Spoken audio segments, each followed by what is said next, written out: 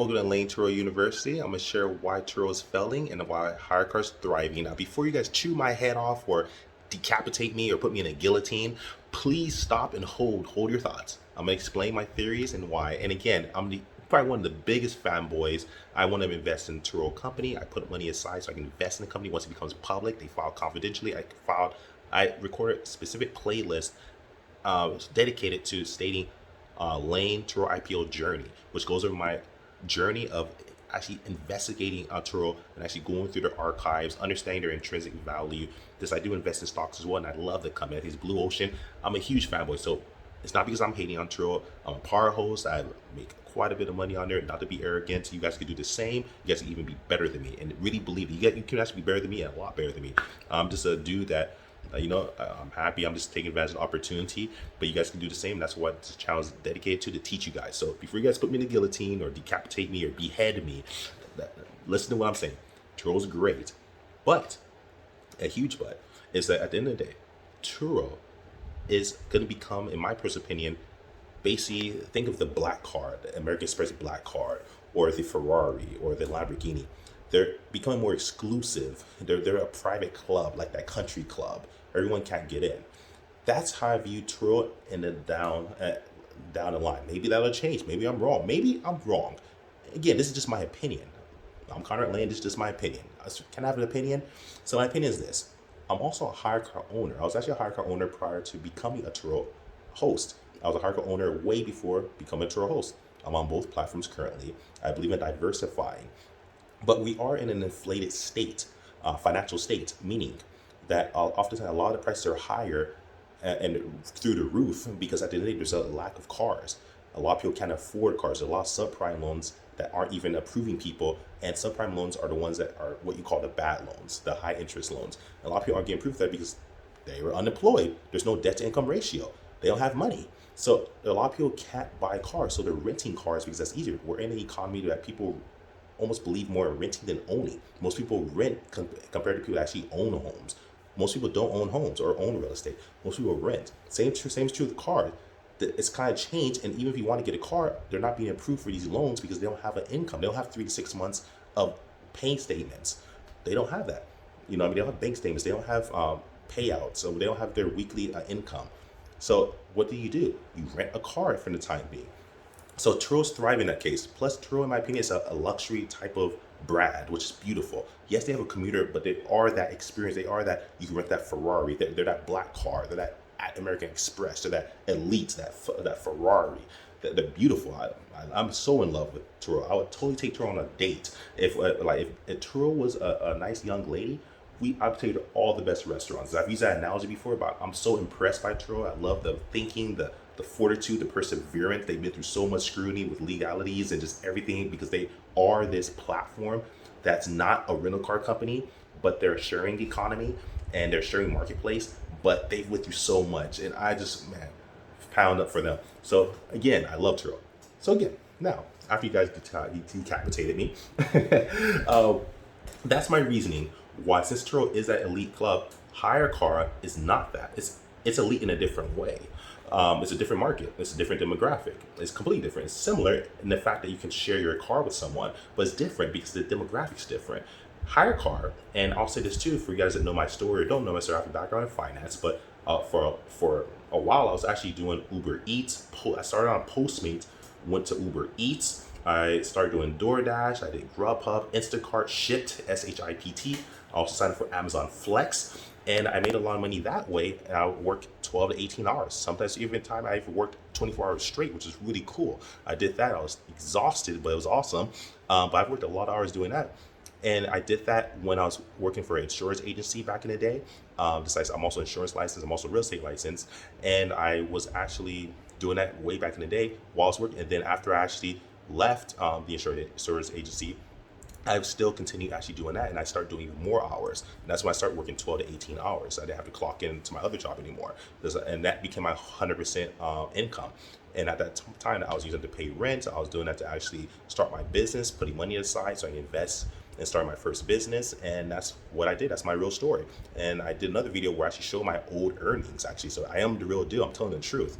And I'm very transparent. I leave my public link below for my Turo profile. You see I'm a power host. I'm also a 5-star host. I have a lot of good reviews. And I do my best to give a good service. And I have multiple vehicles on the platform, on Turo and on HyreCar. So I am the real deal. My public profiles are in every video I release. I leave my public profile so you can fact check me. I have nothing to hide. So that's the truth. So with that being said, that's how I look at it. I love Turo, but Turo is that high class luxury type brand that I believe in, and there is a market for them, and they're going to do so well, and they file for confidentially for IPO status, so they're going to be a public company, which is woohoo. I'm looking forward to that. I definitely want to invest in them, saving money and putting money aside every month to actually invest in that whenever that happens, and I'm gonna keep doing that. But in the meantime, HyreCar is the common Joe, the average Joe, the average Jane, the people's champ is what I'm gonna call it.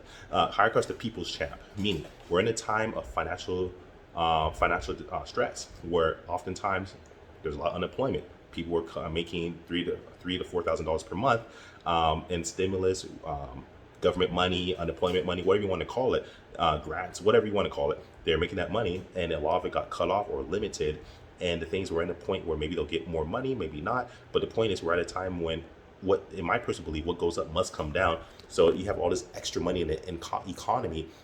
People are overspending, mismanaging, and even if you save the money, it's going to hit you later on, because you still even have to start working again or start spending your money that you saved, and you have no money coming in, and you're unemployed. And that's another problem. When you're unemployed, you have no money coming in. So that's about it. So we're at a point where people are in a situation where they have to actually save money as much as possible. And if they start working, they start thinking about spending money differently, because it's not free money. They're actually working for this money. So it's harder for them to spend this money. So that type of person, especially people who took months off earning free money, don't want to go back to work. I have friends and people I've met that actually went through this, and they don't want to return to work. I know them personally. I'm not gonna release any names, but I know that they're like, man, this sucks. And I'm like, dude, like you worked before, they don't want to go back, which I understand. You get a taste of freedom, you don't want to go back. So what's going to happen is a lot of people, like I did way back in the day, but I did this way years before this whole new environment. I didn't want to go back to working for an insurance agency. I wanted to actually stay out there, even though it wasn't insurance, even though I knew the value of I could work all around the clock in anytime I want to. I don't have someone breathing over me or micromanaging me, and I can make my money the way I need to, even though it may be like I have to put a little sweat equity in, drive and deliver this food to people, get tips sometimes, which is awesome. But I'd rather do that than clocking back in and have someone breathe over my neck. That's where people are at. So I get that. I did that too. I get it. So I understand psychology, and I think it's a revolution actually. But with that revolution comes a price, and the price is that people will actually not be able to afford Turo, in my opinion. At this point, the price will come down for its time being. And what's going to happen is HyreCar is going to be in the perfect position to actually, where people can actually start earning income with HyreCar. They can rent a car through HyreCar and do Amazon Flex, do Postmates, do DoorDash, do Uber Eats, do Uber and Lyft traditionally, and pick up and transport people, etc. And all these other. That's what HyreCar is about. It gives you a car, allows you to rent a car so you can earn income. Turo is about renting a car for the experience. Like I said, it's that Ferrari. You want to drive that Ferrari down a racetrack or down the street, and have the wind blowing or whatever. Like how the Lamborghini roaring go. It's about that experience, hearing that roar. With Tigers, who cares about the roar? They just want to make money. That's the reason why HyreCar will thrive, and that's why I also invest in the HyreCar stock. And I do believe in the company, and I do believe in the long-term trajectory of growth for HyreCar as well. Just the same way I believe in the intrinsic value and the potential of once Turo becomes a public company. This HyreCar is already a public company. It's traded under the stock ticker HYRE on the NASDAQ. And you can actually invest in them. And I'm not endorsing you should or shouldn't. It's up to you. I'm not endorsing anything. I'm just saying, for me, I want to invest in HyreCar because I believe in the company for that reason. Because I was an actual Uber Eats driver. I was a DoorDash driver. I was a Grubhub. I did participate. I did do Amazon Flex. And the rental cars actually can help people earn income, and they get a rental car. So it's like 2 to 3 birds. You know how they say 2 birds, 1 stone? There's like 3 birds, 1 stone. You have a car to earn income, a rental car, and you can use it as your own car. Pretty cool. So that's the reason why I think at the end of the day, why I said Turo's failing. It's not that I think they're failing. I think they're failing with in regards to the demographic will completely change, where Turo will be great within the higher tier market because they have penetrated 56 countries and counting. HyreCar has not, for what I understand, and maybe I'm wrong, but they have not penetrated 56 countries because that's not the demographic. Their demographic is more localized, at least at this point, and maybe that'll change. Turo is about the world, and I make videos about this in the past where Turo, the difference between Turo and Enterprise and Hertz and Ames, because those are great. I've studied their business models as well. And I study business models because I said I'm a business consultant. So that's why you'll never really hear me say anything bad about Enterprise, because they have great business models. It's just, it's a different environment now, where sometimes your age, it's like going from horse and carriage to cars, or going from coal to energy, and then like, you know, it's a different type of, just different markets. Not that it was bad or it's a bad plan. Sometimes it just gets outdated, or sometimes they have to learn to actually acclimate, and sometimes it's hard to change.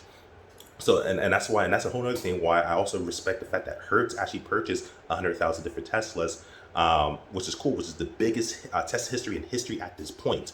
And they're the first rental car company to actually do this. And I released another video a few days ago about this, which is pretty cool. So the point is, I study these business models. I actually look at their 10Ks, and 10Ks are what you look at to see how healthy a company is. You look at how many debts they owe, how many assets they own, what type of assets they own, their boardroom meetings, the minutes collected, et cetera, et cetera, et cetera. Very dry material, but very, very educational, and the fact and strategy executions. These are understanding the culture of a company. And so I read those religiously, and like I said, I'm a nerd, but I read that, I get information.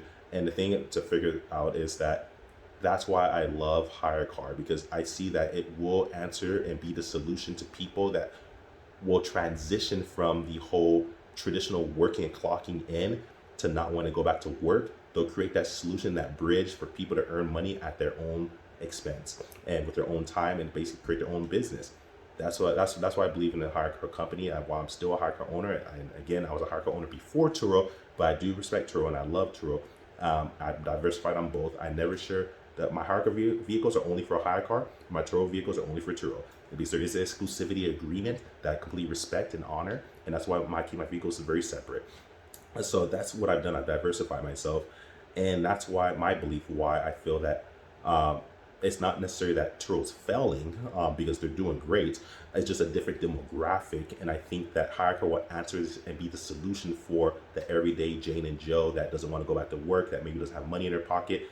The prices are usually cheaper on HyreCar. You usually can also, even if they are the same price as Turo, the difference is you're making money on the car, and they're long-term rentals typically. One of my cars now has been out for 1 year and 7 months now, which is pretty cool. And like I said, I've been on HyreCar a lot longer. I've had many rentals on there. It's consistent long-term income. I have long-term incomes coming in, so it's pretty cool. So that's my reason. So now you guys can decide. I hope you guys gave me a chance to explain my methodologies and ideologies. And that's what I think. That's my belief, that Turo's doing great, but HyreCar, don't sleep on HyreCar. Like, subscribe, share. I love you guys. Layn out. Peace. Follow me on Instagram also, Layn. Peace.